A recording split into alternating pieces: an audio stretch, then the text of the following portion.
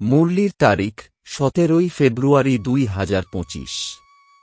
মুরলির শিরোনাম, বাবা তোমাদের অতিথি হয়ে এসেছেন, সুতরাং তাকে তোমাদের আদর সমাদর করতে হবে।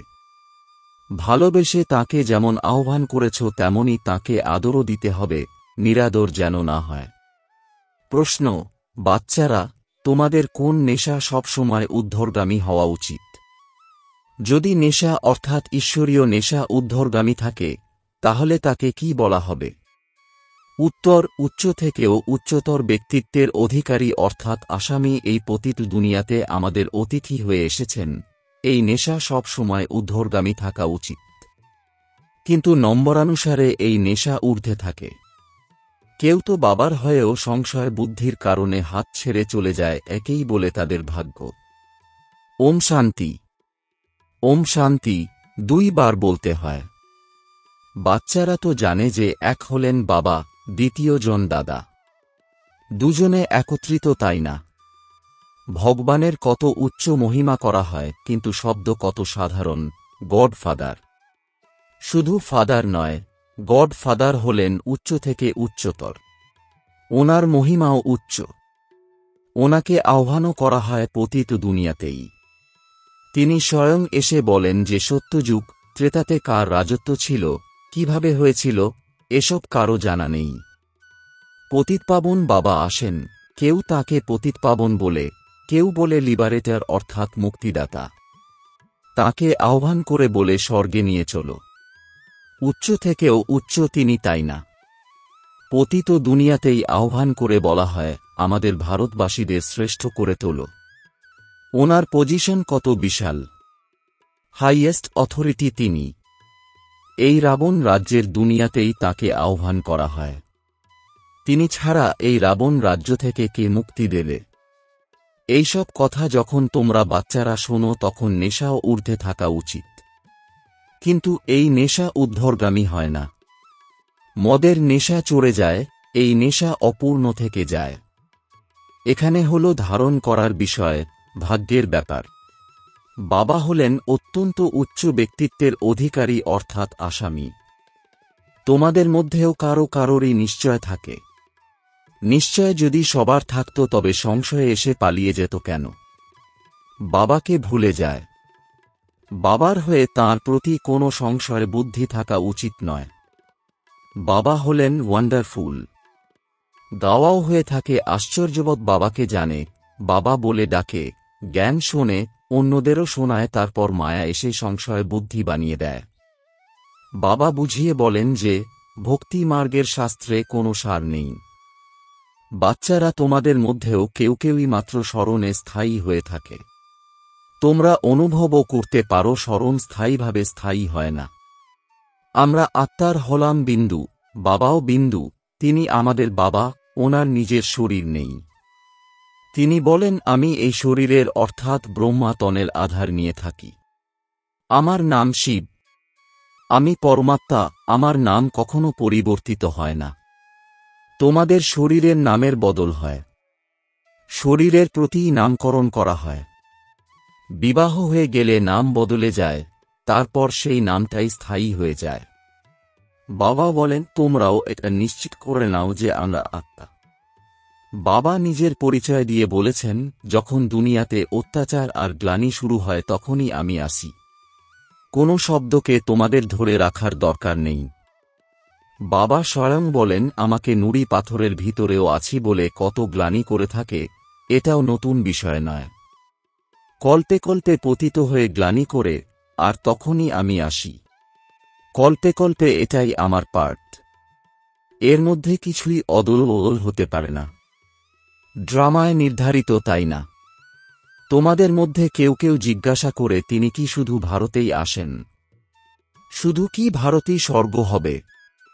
হ্যাঁ, এ হল অনাদি বিনাশী ড্রামা।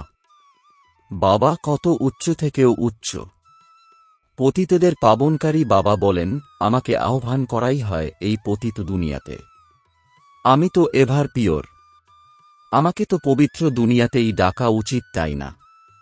কিন্তু না, পাবন দুনিয়াতে আমাকে ডাকার প্রয়োজনই নেই। পতিত দুনিয়াতেই আহ্বান করে বলা হয়, তুমি এসে পাবন করে তোলো। আমি কত বড় অতিথি। অর্ধকল্প ধরে আমাকে স্মরণ করে আসছ। এখানে কোনো বড় অর্থাৎ বিখ্যাত নামিদামি মানুষকে আহ্বান করতে হলে 1-2 বছর আগে থেকে ডাকবে। অমুকে এই বছর না হলেও পরের বছর তো আসবে। ওনাকে তো অর্ধকল্প ধরে স্মরণ করে আসছ, ওনার আসার সময় তো ফিক্সড হয়ে আছে। এটা কারও জানা নেই। উচ্চ থেকেও উচ্চ হলেন এই বাবা। একদিকে তো মানুষ ভালোবেসে বাবাকে আহ্বান করে, অপরদিকে তাঁর মহিমাকে কালিমালিপ্ত করে। বাস্তবে ইনি হলেন সর্বাপেক্ষা শ্রেষ্ঠ গেস্ট অফ অনার অর্থাৎ বিশাল মহিমান্বিত অতিথি যার মহিমাকে কলঙ্কিত করা হয়েছে। বলা হয় ঈশ্বর নুড়ি পাথর সর্বত্র বিরাজমান। কত হাইয়েস্ট অথরিটি তিনি, আহ্বানও করা হয় ভালোবাসার সাথে, কিন্তু মানুষ হল সম্পূর্ণ বুদ্ধু অর্থাৎ বোকা, অন্তঃসার শূন্য। আমি এসে নিজের পরিচয় দিয়ে বলি, আমি তোমাদের ফাদার। আমাকে গড ফাদারও বলা হয়। যখন সবাই রাবণের কয়েদখানায় চলে যায় তখনই বাবাকে আসতে হয়, কেননা সব ভক্ত অথবা ব্রাইড সীতাদের লিবারেট করতে। বাবা হলেন ব্রাইডগ্রুম রাম। এখানে কোনো একজন সীতার বিষয় নয়, সব সীতাদের রাবণের কয়েদখানা থেকে লিবারেট করেন। এ হল অসীম জগতের বিষয়। এখানে হল পুরানো পতিত দুনিয়া। এর পুরানো হওয়া তারপর আবার নতুন করে শুরু হওয়া, এ হল অ্যাকুরেট। এই শরীর ইত্যাদি শীঘ্রই পুরানো হয়ে যায়, কিছু বেশি সময় ধরে চলে। এসবি ড্রামায় অ্যাকুরেট। সম্পূর্ণ 5000 বছর পরে আমাকে আসতে হয়। আমি এসে নিজ পরিচয় দিয়ে থাকি আর সৃষ্টিচক্রের রহস্য বুঝিয়ে বলি। কেউ আমার পরিচয় জানে না। না ব্রহ্মা, বিষ্ণু, শঙ্করের, না লক্ষ্মীনারায়ণের, না রামসীতার পরিচয় সম্পর্কে জানে। ড্রামায় উচ্চ থেকেও উচ্চ অ্যাটের তিনি। বাকি সব বিষয়বস্তু তো মানুষকে ঘিরে। কখনো 8-10 ভুজধারী মানুষ হয় না। বিষ্ণুর 4 ভুজা কেন দেখানো হয়েছে? রাবণের 10 মাথা কেন? কেউই জানে না। বাবাই এসে সম্পূর্ণ ওয়ার্ল্ডের আদিমধ্য অন্তের নলেজ সম্পর্কে অবগত করান। উনি বলেন, আমি হলাম সর্বোত্তম বড় গেষ্ট, কিন্তু গুপ্ত রূপে। এটাও শুধুমাত্র তোমরাই জানো, কিন্তু জেনেও তারপর ভুলে যাও। ওনাকে কতটা রিগার্ড করা উচিত, স্মরণ করা উচিত। আত্মা নিরাকার, পরমাত্মাও নিরাকার, এখানে ফটোর কোনো ব্যাপার নেই। তোমাদের তো নিজেকে আত্মা নিশ্চয় করে বাবাকে স্মরণ করতে হবে। দেহ অভিমান ত্যাগ করতে হবে। তোমাদের সব সময় অবিনাশী বস্তুকে দেখা উচিত। তোমরা বিনাশী দেহকে কেন দেখো? দেহি অভিমানী হও, এতেই পরিশ্রম আছে। যত স্মরণে থাকবে ততই কর্মাতীত অবস্থা প্রাপ্ত করে উচ্চ পদ পাবে। বাবা খুব সহজ যোগ অর্থাৎ স্মরণ শিখিয়ে থাকেন। যোগ তো অনেক রকমের আছে। স্মরণ শব্দটি যথার্থ। পরমাত্মা বাবাকে স্মরণ করার মধ্যেই পরিশ্রম আছে। খুব কম সংখ্যকই আছে যারা সত্যি বলবে যে আমি এত সময় স্মরণে থেকেছি। স্মরণ করেই না, সুতরাং বলতেও দ্বিধা বোধ করে। লিখে থাকে সারাদিন 1 ঘন্টা স্মরণে ছিলাম, সুতরাং লজ্জা তো আসাই উচিত, তাই না?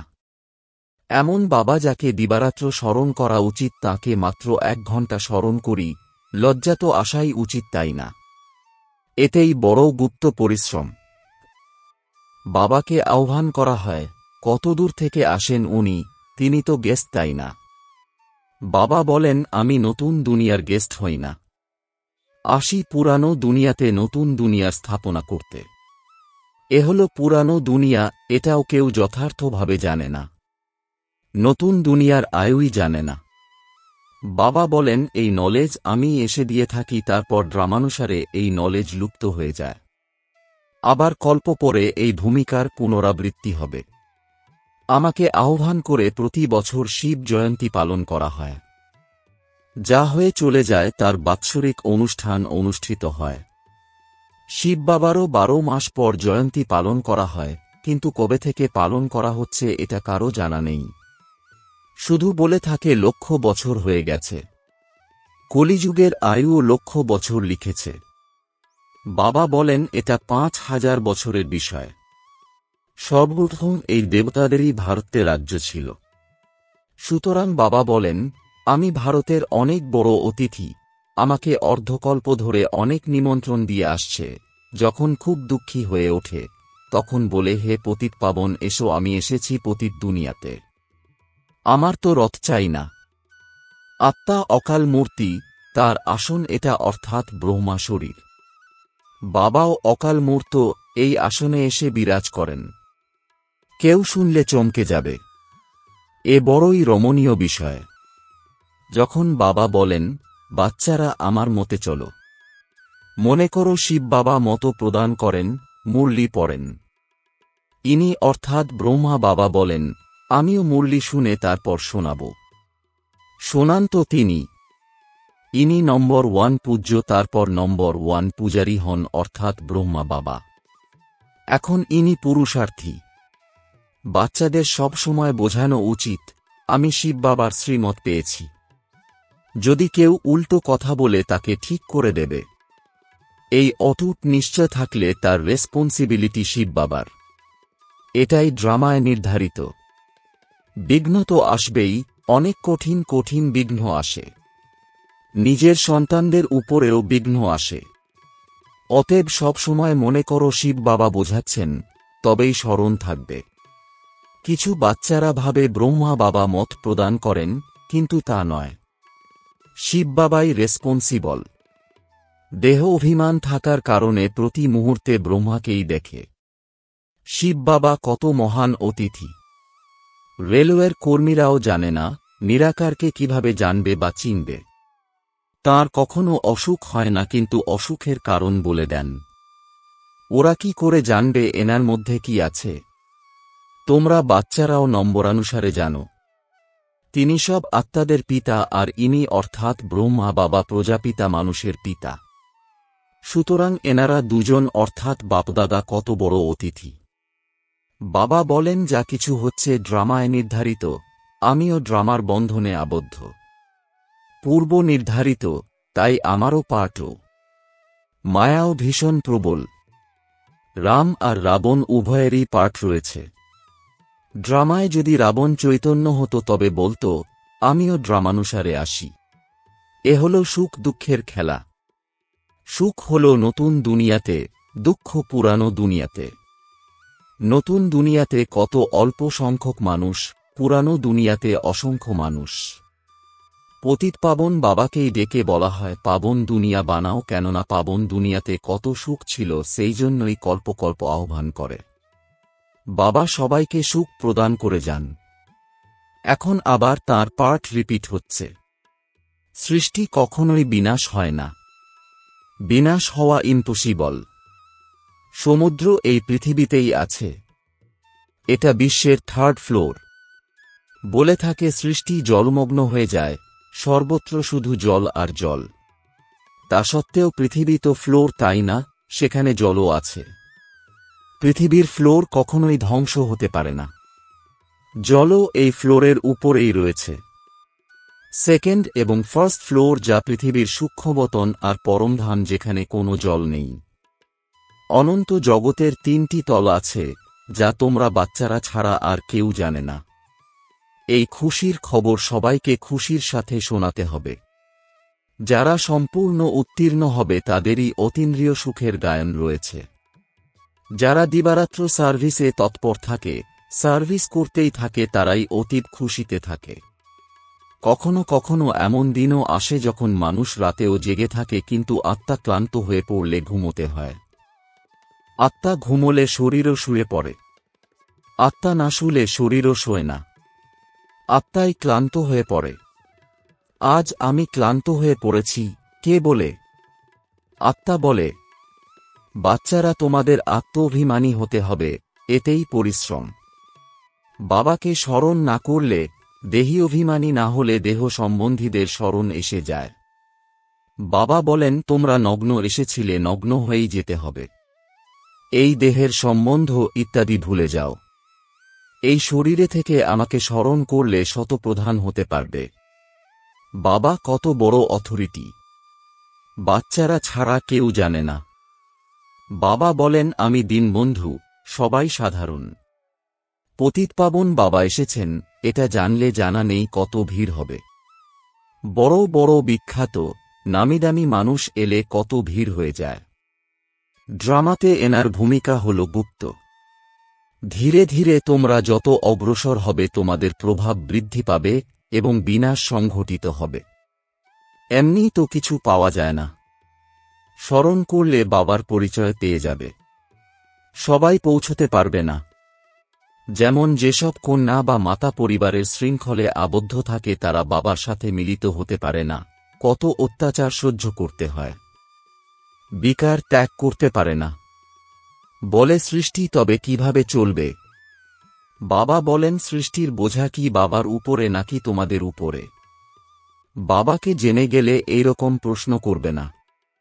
তাদের বলো, সবার আগে বাবাকে তো জানো, তারপর সবকিছু জানতে পারবে। বোঝানোর জন্য যুক্তি চাই। আচ্ছা, মিষ্টি মিষ্টি প্রশিক্ষার্থী বাচ্চাদের মাতাপিতা বাপদাদার স্মরণের স্নেহসুমন আর সুপ্রভাত। আত্মাদের পিতা তাঁর আত্মারূপী বাচ্চাদেরকে জানাচ্ছেন নমস্কার। ধারণার জন্যে মুখ্য সার: ১. সব সময় হাইয়েস্ট অথরিটি বাবার স্মরণে থাকতে হবে। বিনাশী দেহকে না দেখে দেহি অভিমানী হওয়ার পুরুষার্থ করতে হবে। স্মরণের প্রকৃত চার্ট রাখতে হবে। ২. দিবারাত্র সার্ভিসে তৎপর থেকে অপার খুশিতে থাকতে হবে। ৩. লোকের রহস্য সবাইকে উৎফুল্লতার সাথে বোঝাতে হবে। শিব বাবা যে শ্রীমত দেন তার প্রতি অটুট নিশ্চয় রেখে চলতে হবে। কোনো বিঘ্ন এলে ঘাবড়ানো উচিত নয়। রেসপন্সিবল শিব বাবা, সেই জন্য সংশয় যেন না আসে। বরদান: শ্রেষ্ঠ বেলার আধারে সর্বপ্রাপ্তির অধিকারের অনুভবকারী পদ্মাপদম ভাগ্যশালী ভব। এর বিস্তার: যারা শ্রেষ্ঠ বেলাতে জন্ম নেওয়া ভাগ্যশালী বাচ্চা, তারা কল্প পূর্বের টাচিংয়ের আধারে জন্ম নিতেই নিজের আপন অনুভব করে। তারা জন্ম নিতেই সকল প্রপার্টির অধিকারী হয়। যেরকম বীজের মধ্যে সমগ্র বৃক্ষের সার সমাহিত হয়ে থাকে, সেই রকম নম্বর 1 বেলাতে জন্ম নেওয়া আত্মারা এসেই সর্বস্বরূপের প্রাপ্তির খাজানার অনুভবী হয়ে যায়। তারা কখনো এরকম বলে না যে সুখের অনুভব হয়, শান্তির নয়, শান্তির হয়, সুখের বা শক্তির নয়। সর্ব অনুভবের দ্বারা সম্পন্ন হয়। স্লোগান: নিজের প্রসন্নতার ছায়ার দ্বারা শীতলতার অনুভব করার জন্য নির্মল আর নির্মাণ হও। ওম শান্তি।